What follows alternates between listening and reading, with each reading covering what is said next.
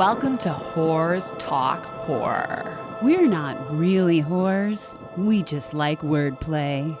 Welcome to Whores Talk Horror. I'm Sharon. And I'm Melinda.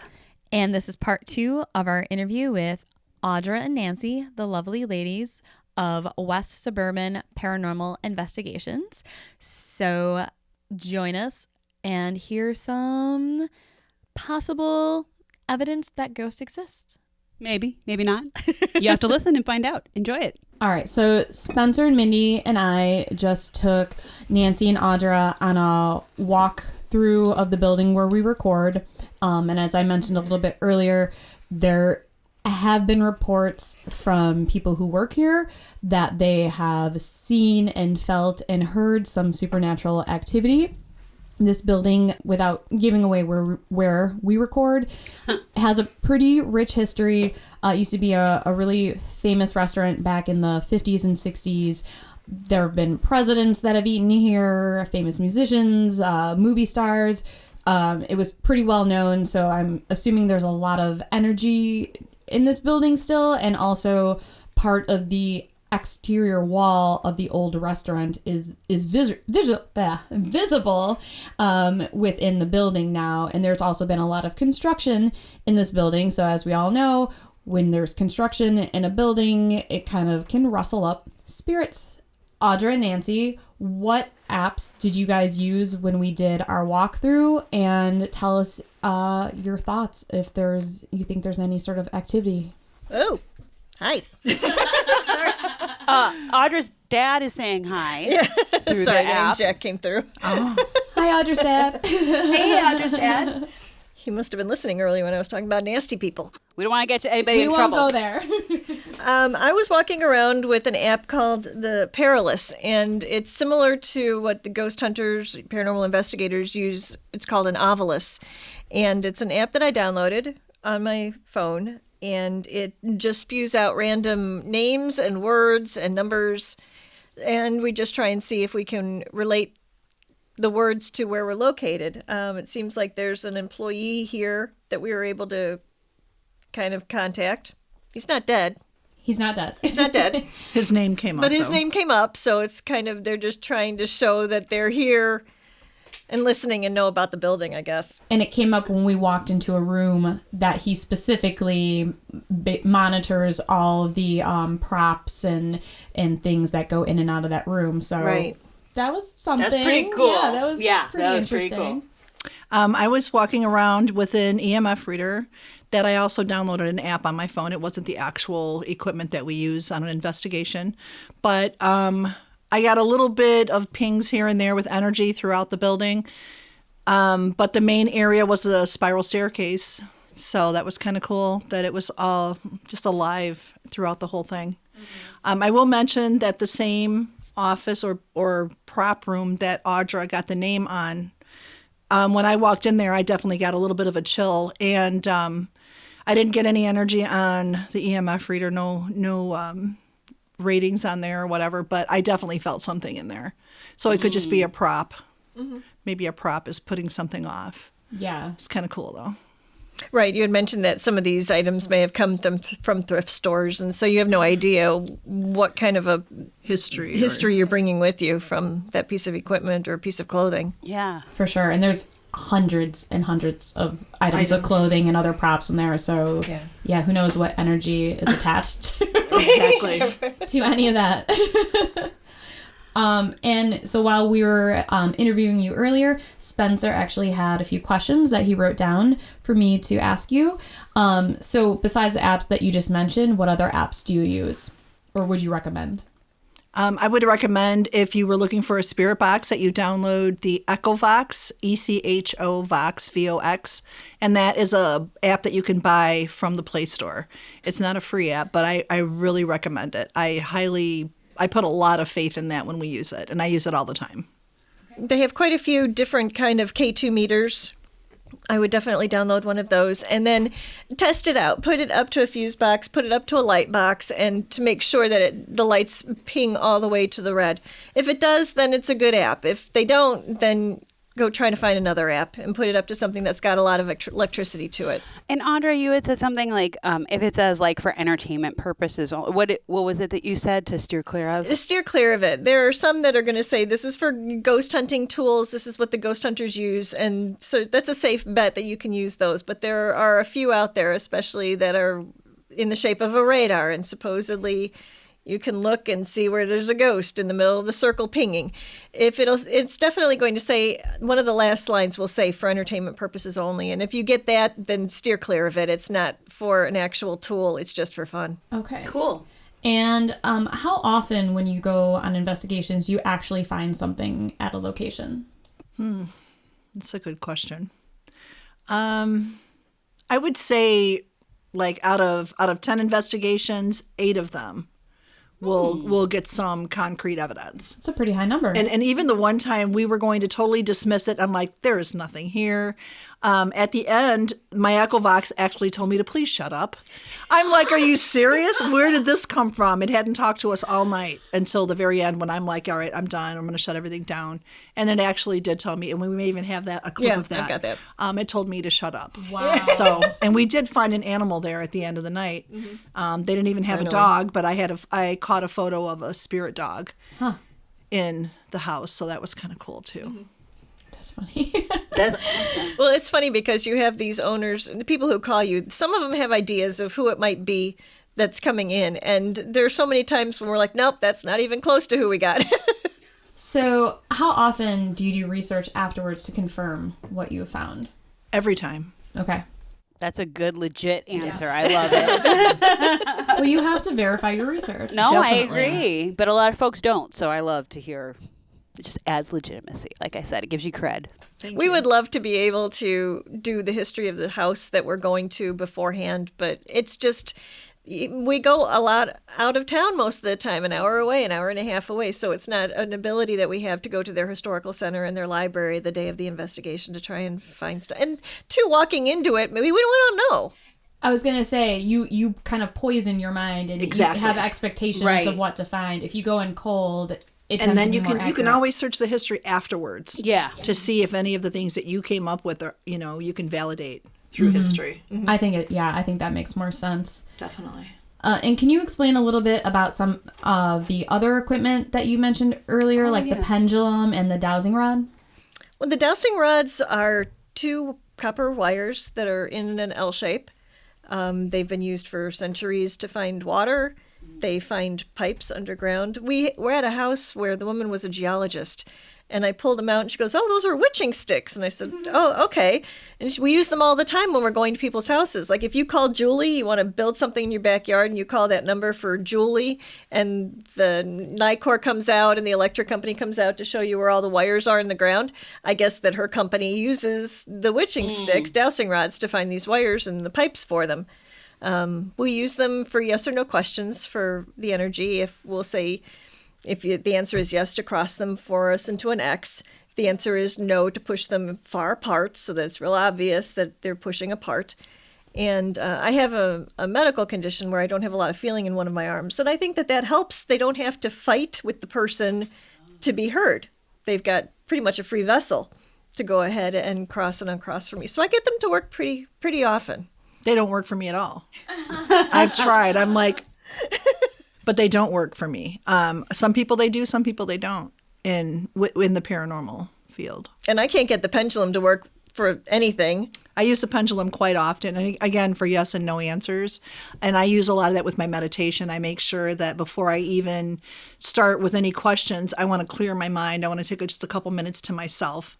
So I'm not thinking about, okay, what am I making for dinner tonight? And, I want to clear everything out of my mind before I start using them. And we'll get accurate yes and no answers from there as well. With the pendulum, is it like swing back and forth swinging or circle? Circular. Oh, okay. And you make that known in the beginning, and you actually fake it. You're turning it. You're telling the spirits that when I ask you questions, go to the right like this. If you're telling me yes, go to the left for a no. And sometimes they don't move at all when you're asking questions, which means either someone's no longer with you or they just choose not to answer that particular question. Because you can ask the next question and then you get a response. I also feel it like through my body, like through my arm when I'm using it. I feel like that tingle or that energy coming through. And so do you sage all your equipment then after each investigation? I don't sage my equipment, but they do generate them under the moon sometimes. Yeah, when there's a full moon, they talk about putting out your certain equipment. Probably not the ones that have batteries in them. No. Just in case of rain. But like the dowsing rods and the pendulums, I'll put mine out when there's a full moon and they're supposed to be Like cleansed. recharged and cleansed. Interesting. And then the final question that Spencer had is, why do you think spirits hang around? Unfinished business. Some maybe they're not ready to let go. Do we really know? Right. That's what I always kind of assumed, unfinished business, or sometimes would you think like people don't know that they've died? That's a very good possibility just as well. Have not accepted that fact, and so they can't cross over unless, they're aware Right. that They they've have to actually be known, yeah.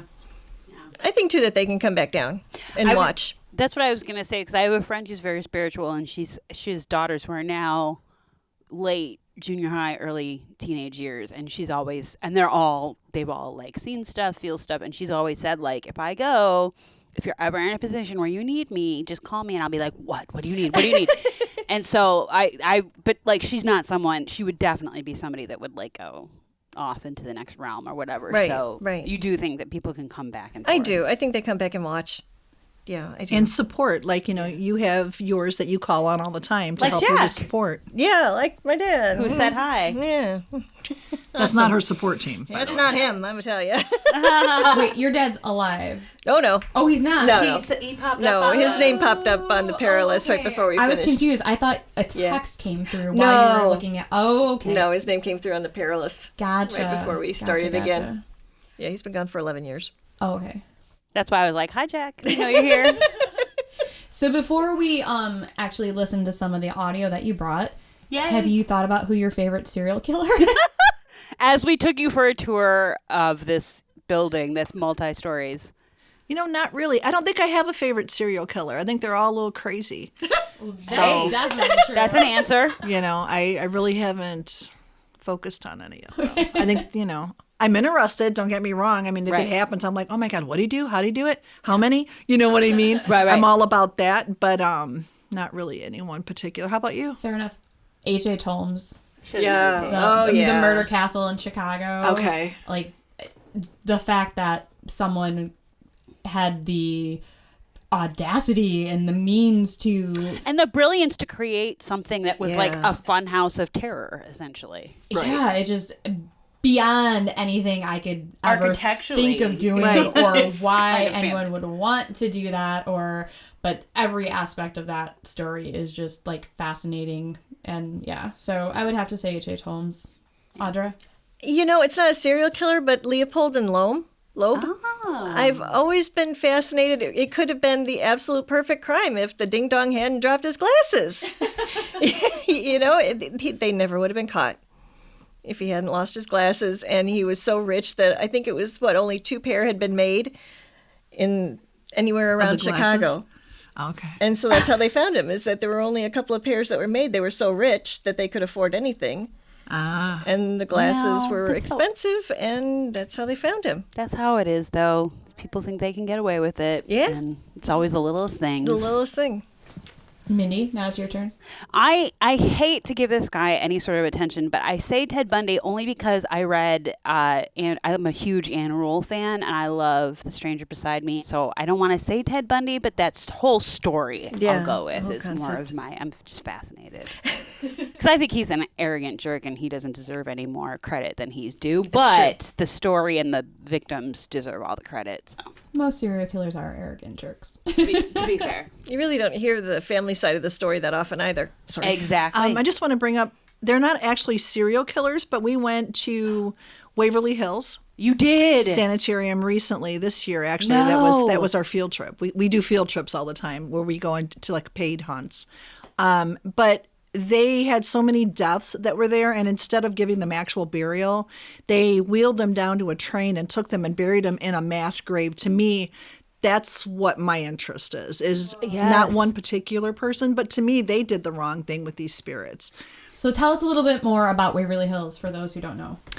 You can tell the story better than I can. Oh, awesome. Okay. It's a sanitarium. Yeah. The place is ginormous. I think there were 5 floors.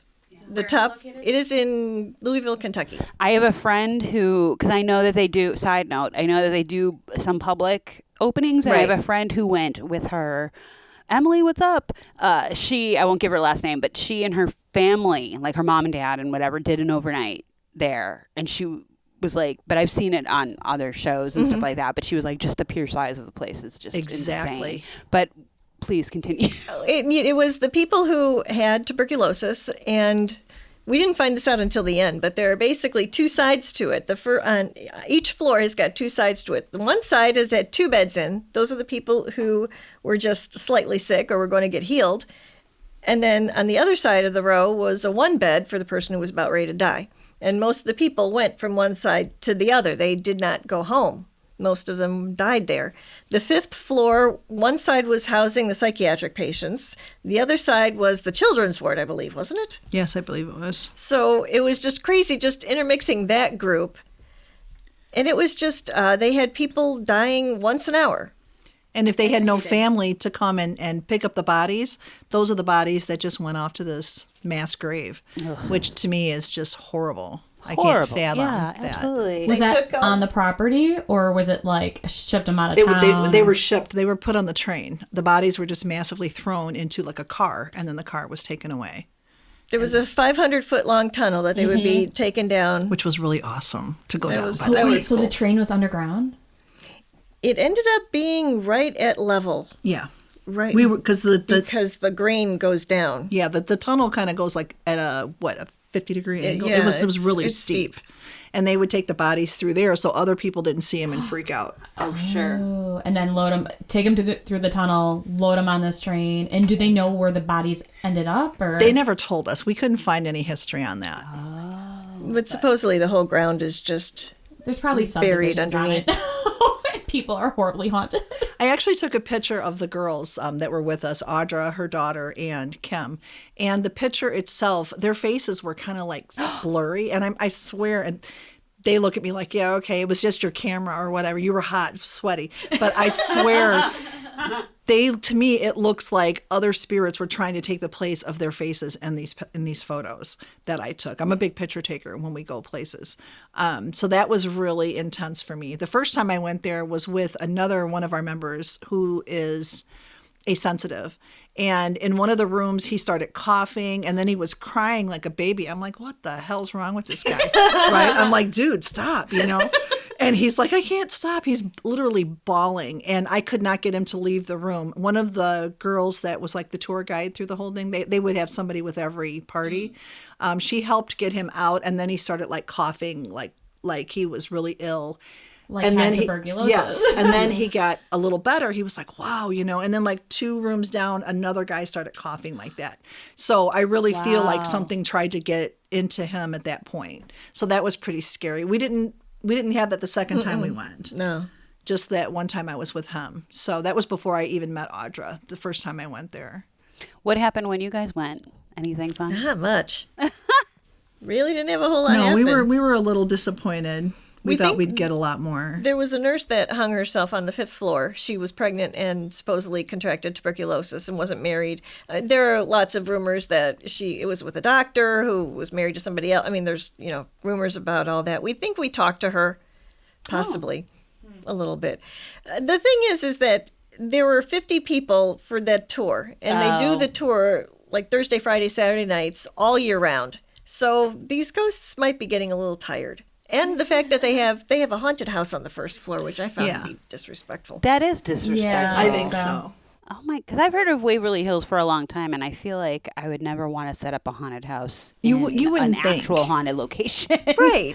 The building itself is incredible. I mean, just when you pull up to it, it's like, oh my God, this is so cool. You just get that energetic feeling. We got you to go into the morgue. I did. Into one of the drawers.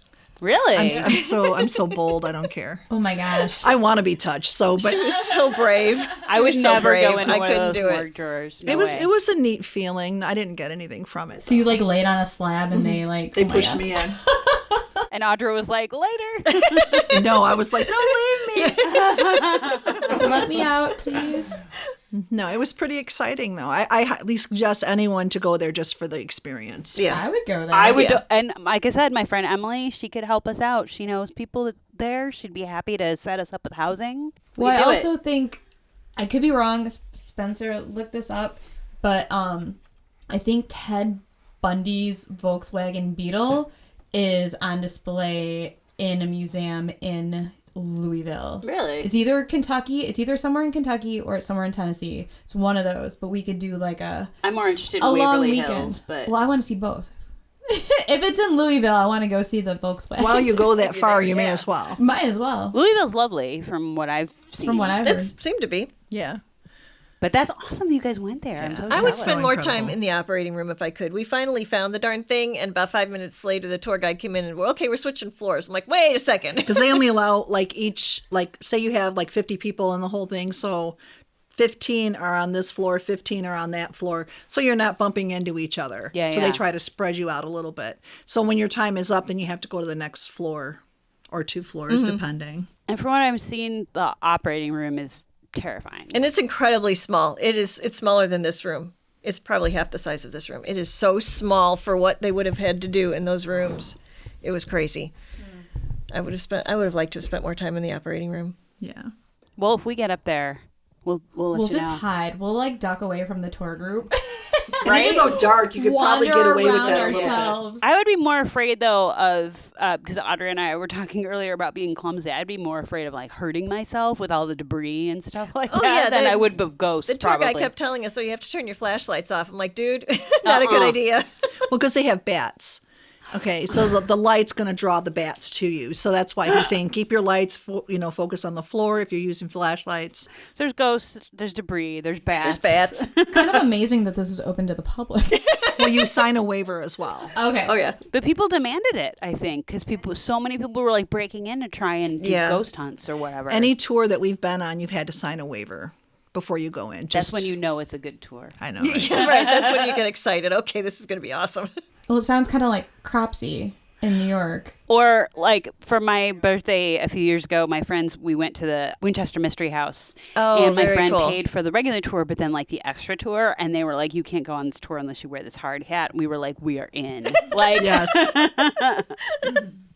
So yeah, it's good when you have to sign a waiver. Yes. Weird stuff, yeah. Spencer, did you find the location of Ted Bundy's car? I think it's at the Alcatraz East Crime Museum, which I'm assuming is near Alcatraz. I but- was just at No, Alcatraz. it's somewhere in Tennessee or Kentucky. Well, it's all part of this crime forensic set of museums, and they have a location in Pigeon Forge, Tennessee. But I don't know if it's actually at that location. I think it is because Billy Jensen posted a photo of him with it, and I remember bookmarking it in my Instagram, and he was in one of those states. Close enough. Yeah. Should always make a pit stop. Yeah, we can go to both states. Nice seems- long weekend. Sounds familiar for some reason. Pigeon Forge. Yeah. I think that's Sounds like a name of something. in the Smoky Mountains in that We don't know. area. Oh yeah, the Alcatraz East. It's in Pigeon Forge, Tennessee. Oh, okay. Sure. We're not great with Geography. All right. So now we are going to listen to some of the audio recordings that Nancy and Audra brought with from some of their investigations. So Audra, do you want to tell us about the first audio clip that you have? This happened when we were in Waterman, and Nancy talked about it before. It's the little boy named Richie, and you're going to hear, this is for me, Yeah, no, we do that all the That's time. exactly what it sounds like. That is loud. And that was not through my Echovox, but we were trying to get communication through the Echovox. You can hear it in the background. And you heard that though after. After when I was listening to my audio, we didn't hear it that Oh, day my when we God. were sitting around the coffee table. Everybody was sitting on the floor just trying to get something. When I was at home with my headphones on listening, I'm like, oh my God, this little boy was sitting right next to me. So incredible. That's like a true EVP then. Can we hear it one more time? okay. And it's totally a little boy. It's totally a little boy. And he was like 8 or 9 years old from what we gathered from all the information that we've obtained. And that sounds about right for Yeah. him. Can you go back just a little bit further so they can hear the Echovox? Sit down, because we have to see the recording. So do you hear all that background garble?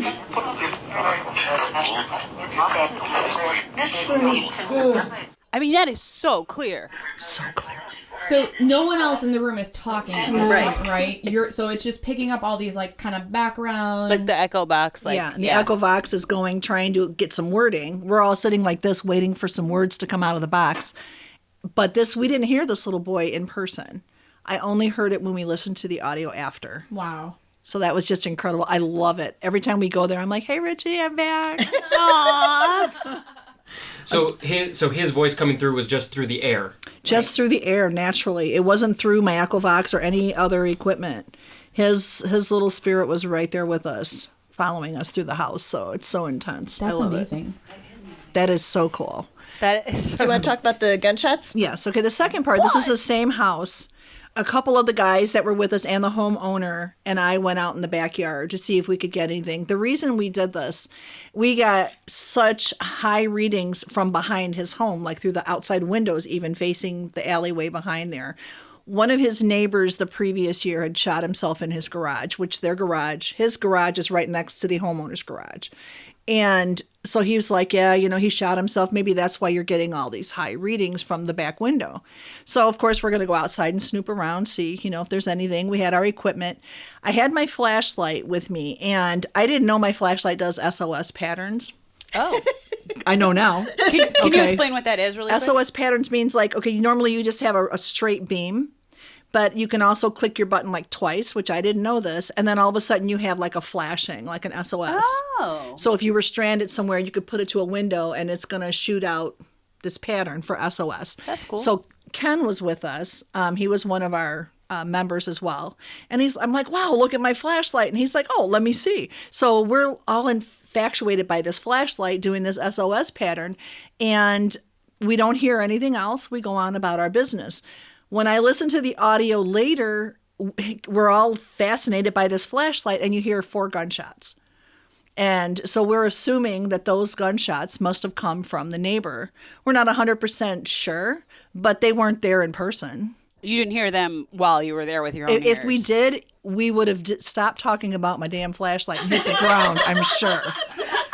So this is just, it's kind of blows us all away Good when we hear answer. this. See? Let me see. Put it back to me. Put it back to me. Do you hear that? That was loud. not in person. And you can see he's like, turn your flashlight over here to me. Let me see it. Nobody reacted to it? Nobody reacted at that time until, of course, after when we listened to the audio. So that's pretty awesome. Do you know how many gunshots were fired the night that he killed himself? The homeowner wasn't 100% positive, but he does believe that a couple shots were fired and then he shot himself. But that's loud enough that, like, legit, if that was an outside noise, you would have stopped talking about your definitely. flashlight. I mean, He would have hit that's the ground. Definitely. Exactly, right? Can you play a little bit beyond the shots? Or you can do it again, but just play beyond the shots so they can see that we're still talking about my flashlight. Yeah. Hey, put it back to me. Put it back to me. Just let me record it for a while. I got a buddy that knows Morse code, and that could be some Morse code going on there. So we're only talking about the flashlight, not about what the hell was that noise? Right. No, I know. And it was so loud. Yeah. So those are a couple of our favorites, actually. That's awesome. And that's the same house that Richie's in, only it's outside. Okay. Do you want to do the little girl humming? You can do the humming. Yeah, that was pretty cool. This is the tattoo shop cool. that supposedly has a little girl that we've never seen, but other people have. She's known to like skip around in the rooms, and orbs are like all over the place because he has like the video that's playing all night long. We actually caught her humming while we're trying to set up equipment. Oh. So this is kind of cool.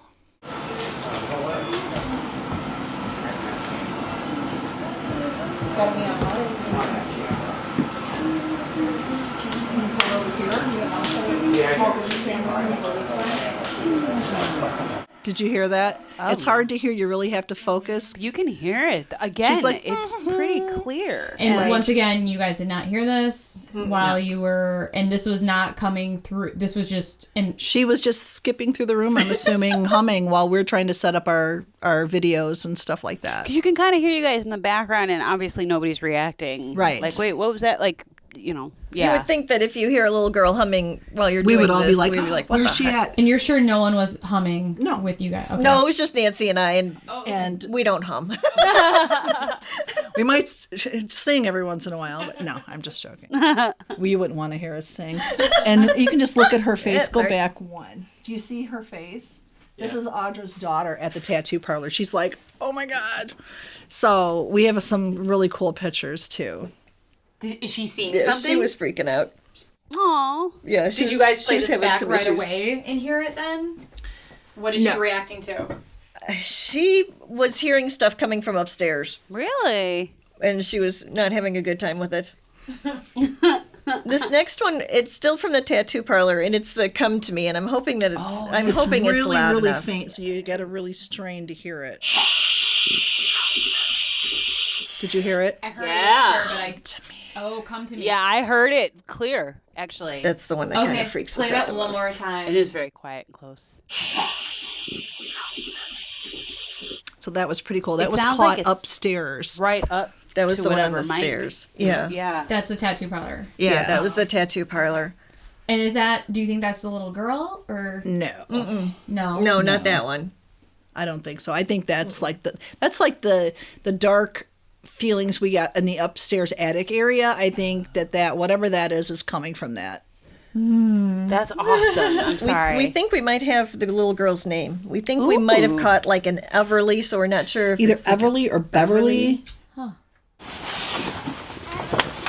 Did you hear it? it Yeah. was very low. Very low, but And I it was can in a hear little girl's voice. It wasn't an adult voice.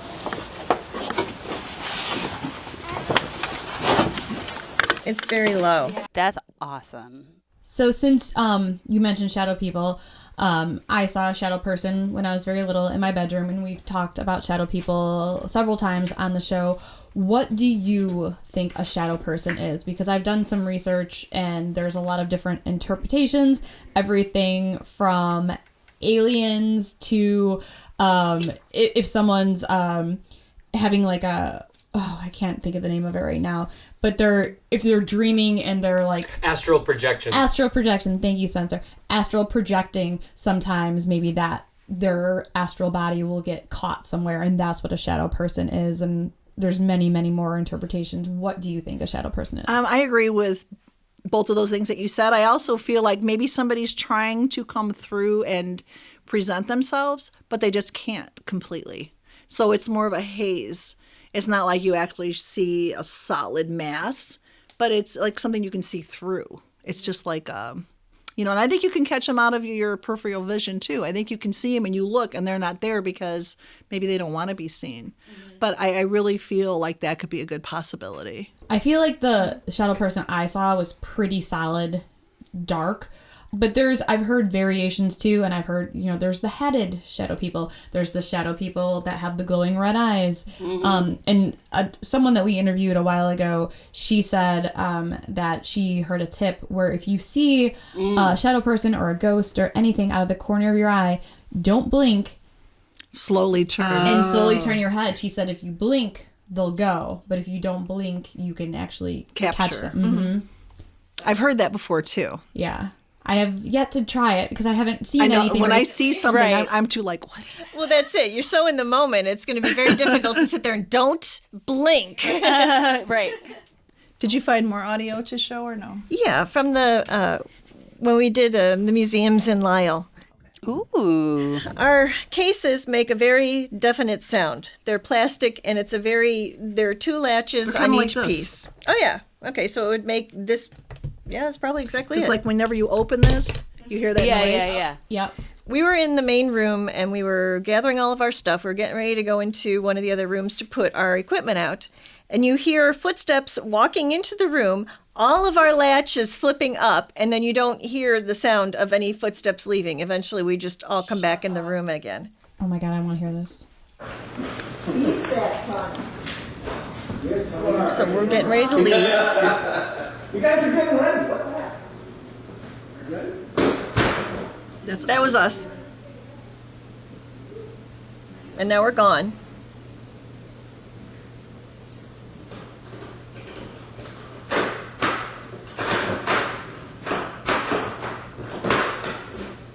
and then nothing. Nobody leaves. So it sounds more like the spirit came in and they're just like on all of our boxes, and then they just, dissipate. Okay, that gave me chills. Isn't that's awesome, right? You could literally hear someone walking in and then straight up. So and all boom, your boom, boom. cases were locked. They were all open because They we were took all the wide I mean, open. when you left the room, they were all locked. No, we No. leave them open. Oh, so okay. if we want to come back in and grab something else out of it. So Okay. somebody was playing with them. Yeah. Yeah. So when you they were just playing making with the noises of them. Yeah, that one that was was pretty cool. Crazy. That's awesome. This next, we were in another storage room, and we're still over at the museum, and this woman just screams, and it's Nancy and I and the museum director, and we were the only 3 women, and it wasn't us. The word paranormal never left my lips. I just said it. I can't explain it. Did you hear that? that was a loud. That was definite. That was not us. I dropped something plastic, and right after that, some woman, You dropped it on the ghost's foot. maybe. That was pretty cool. I think that's pretty much what we have then. That is crazy. That is some really, really good evidence. I know. You see stuff on TV, those Yeah. TV shows, but you never know how much of that is faked for ratings. So when we meet people who you don't have a TV show, you're not trying to get ratings, and you actually come to us with this audio, I believe this way more than anything I would see on like Ghost Adventures. And it's legit because you with the boxes with the lock, the flipping up of that was so clear. You could hear you guys leave very clearly, the footsteps up to it, everything. Yeah, I'm kind of speechless. That one kind of awesome. That one got pretty to us cool, too. right? That's what cool. keeps us going, is knowing that we actually have real evidence. We were just talking about this on the way up here, how a lot of those TV shows, they may record for 10 hours and all you get was, oh my God, you hear that? Right, exactly. But they don't show you anything. You're just going, what they hear? I didn't hear it. But they act like they did. And to me, a lot of that is so fake. I don't even watch those shows anymore because of that reason. But I know in my heart of hearts that everything that we capture and give to our clients is real. Well, and like that little boy, you did not hear that in the moment. So then, no. So can I ask you this? Do you ever get if you're checking evidence, like you said, you were at home with your headphones on, did you freak out? Like a little bit. I mean, oh my God, he was right there. I mean, the goosebumps, the whole, but it's all excitement for me. I want to experience as much as I can possibly experience. Good or bad. I don't care. Some people don't want the bad. Bring it on. I just want to experience it. As long as you don't take it home with you. Right. I don't want to. You guys can keep your demons, but I want to see one. Okay. So if anyone who is listening, they want to hire you to come out to We're a nonprofit organization. Okay. There is no hiring, but you can schedule with us to come. Okay. And how would someone contact you for a free consultation or to schedule an investigation? We're on Facebook, facebook.com/WSPINV, I think. Yeah. Which stands for what, Sharon? West Suburban Paranormal Investigators. And we will when we post this episode, we will post a link to it, and I'll actually take a picture of your business card if you don't mind and post it on that's Instagram. fine. I'll give you an updated card though. Great. We have more updated card with the updated phone numbers. Perfect. And what is your email? Someone wants to contact you that way. Email? Usually, if you could go onto the Facebook page, there's a little link that says send an email. Oh, okay. Perfect. We'll post that in the comments and everything when this airs, and we'll post a picture of the updated card so people have your info. And the phone number that's on the updated card will go straight to Audra. Mm-hmm. Okay. So that's my number. And then if most of our clients will reach us through Facebook Messenger, they'll just send a message to the Facebook page, and we're really quick to respond. The whole process is you tell us that you think that maybe you have something going on at your home. We set up a phone interview, so we're going to ask you a lot of questions and try to decipher, what it might or may not be. And that also lets us know who we need to bring with as far as our team members and what equipment we want to make sure we have with us. And then we schedule a date to come out, and we don't just come and look. We actually come out and we're setting up that first day that we come to your home or business.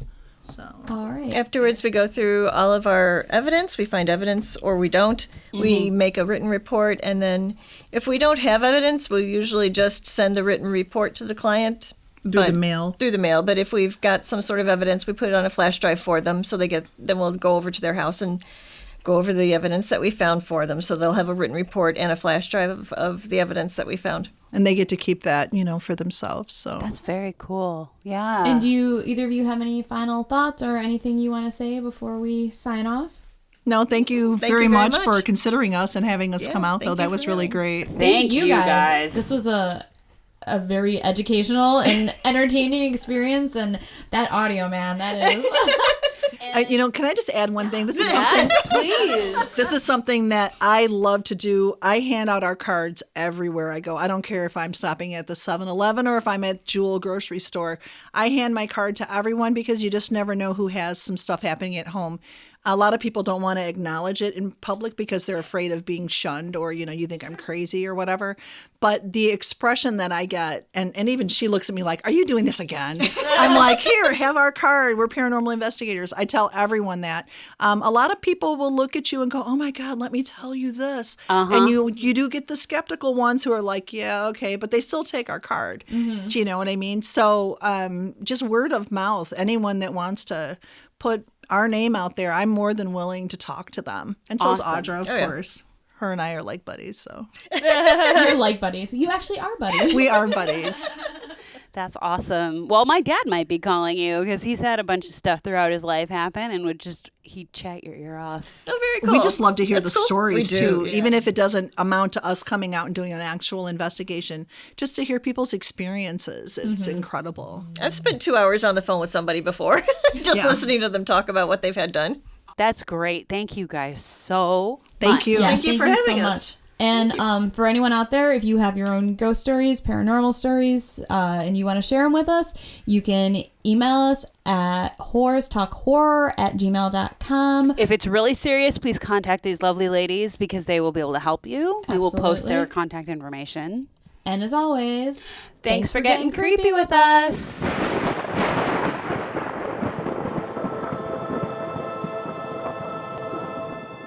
Sharon, you want a beer? Oh my God.